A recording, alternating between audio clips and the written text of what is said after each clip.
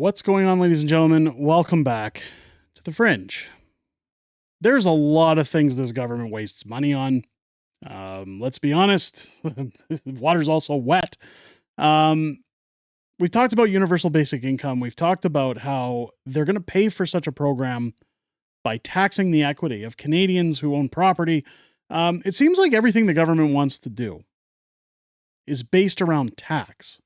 In fact, I had a tweet out to Pierre Poilievre recently, who had said that he was essentially pointing out that the government has made things more expensive, that people are unable to live, people can't get their bills paid.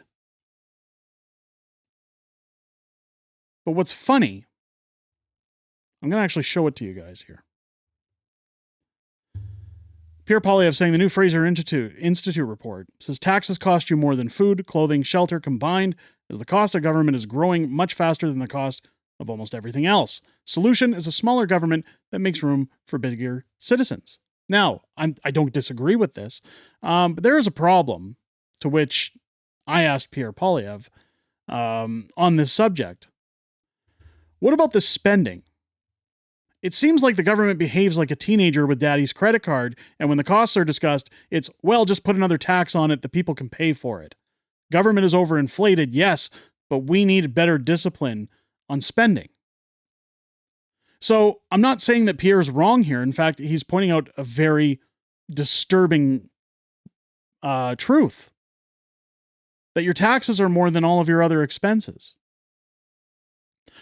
While our government is overinflated, and getting rid of government is definitely one of the things that people believe cost Pierre the election, definitely in his riding, as Canada was brought into Carleton. A lot of people are government workers, so of course they're going to vote against that, and they voted for Bruce Fanjoy. But now, what's funny is we have a new program coming out. When you talk about spending, when you talk about taxing, when you talk about what we pay for as taxpayers, this is the worst.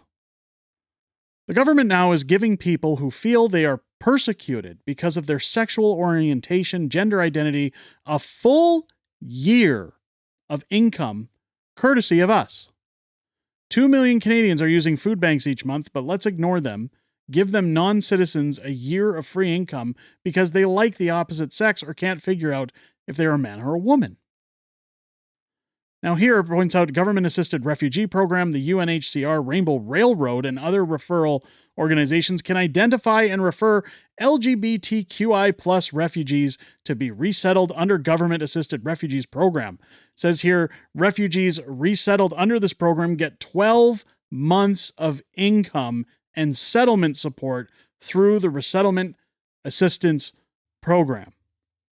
So while Pierre points out, hey, you're paying more in taxes than the cost of your food, the cost of your shelter, everything else, and it's government, this is where I talk about spending. How much is this program going to cost Canadian taxpayers?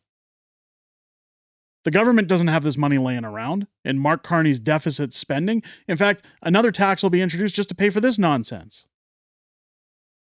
Now, what's funny is, and one thing that I mentioned to Ryan Garrettson, which again, go follow his X channel. He's got great stuff.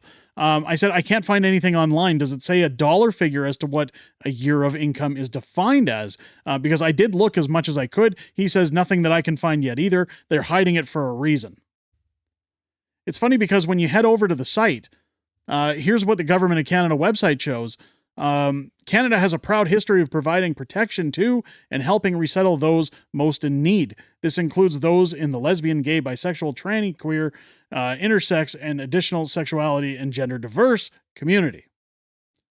People who are persecuted because of their sexual orientation, gender identity, gender expression, and sex characteristics are generally identified to refer to Canada by United Nations Refugee Agency, Rainbow Railroad, other referral organizations. Notice it doesn't have specifics on that one. Private sponsors, Rainbow Refugee Assistance Partnership, People resettled to Canada come through either the government-assisted refugees program, private sponsorship of refugees program, or blended visa office referred program. The UNHCR, Rainbow Railroad, and other referral organizations can identify and refer these refugees to be resettled under the government-assisted refugees program. Refugees resettled under this program get 12 months of income and settlement support through resettlement assistance program. Again, no dollar figure given on that. Keep in mind that there are some refugees that we give up to $9,000 a month to. What do you think these guys are going to get?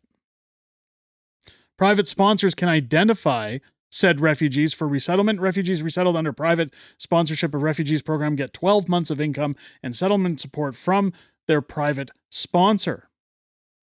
We encourage refugee sponsorship organizations as well as organizations across the country that support two-spirit, blah, blah, blah, alphabet community people to privately support refugees who face violence and persecution. This includes those persecuted based on SOGI. So,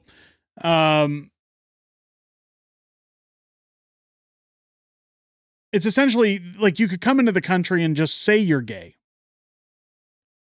There's no need to show proof, I guess. It's just no, I'm a gay refugee. I need a year's worth of money. I need resettlement costs. I need everything else, yada, yada, yada. This is all, like, again, Pierre talks about overinflated government. This is the spending. Look at this. The Liberal government has spent $1.1 billion with a B on migrant hotels since 2017, along with $1.5 billion to help provinces with upkeep for said migrants. And we're about to give them a year's worth of free paid vacation and moving costs. What the hell is going on in this country? What is the clown show? Like, again, and I know I keep going back to the well on this one, folks, and get mad all you like. This is why provinces are saying we got to get the hell out of here. This is why referendum ballots are put. These things are going to push the discussion of a referendum and independence even further. This is always my question to anybody who says, well, I'm good with staying in Canada. I love Alberta and I love being a part of Canada. Do you love giving your money to be wasted? Do you love working yourself to the bone to hand your money out so that we can spend billions of dollars putting illegal migrants in hotels so that they can come here, break the law, steal our vehicles, live in our streets, poop on our beaches? The list goes on. Oh, yeah, by the way, we're also going to give them free accommodations and free money just for being here. And if they're gay, well, they get to double dip. No pun intended. They get to enjoy all the money that you're giving away. And they don't have to work. They don't have to have 2 full-time jobs. They don't have to worry when they turn on their lights. They don't have to worry about opening the fridge to an empty food or use a food bank. They've got the easy life. If anything, folks, renounce your Canadian citizenship, go to the United States, come back over the border, and claim to be a refugee. If anybody's going to get that money, it might as well be Canadians at this point. Let me know what you guys think down below. Do we have a government problem, or do we have a spending problem, or do we have both? I'm going to stand on the both end of things. Let me know your thoughts down below. If it's your first time here, I hope this video has earned your subscription. Make sure as you hit that button, you join me live each and every Friday for Friday Night Fringe here on the channel, where we talk about everything that's happened this week in politics, everything we know that's coming up in the week ahead, joined by the beautiful Mrs. Fringe as we chime in to chat with the greatest YouTube community on the platform and hear what you guys have to say outside of making these videos. I always look forward to chatting with you each and every Friday night. I most importantly look forward to chatting with you this Friday, starting at 6 p.m. Pacific, 8 p.m. Central here on the channel. With that said, ladies and gentlemen, I hope you enjoyed this video. I hope you have a great rest of your day. I'll catch you on the next one.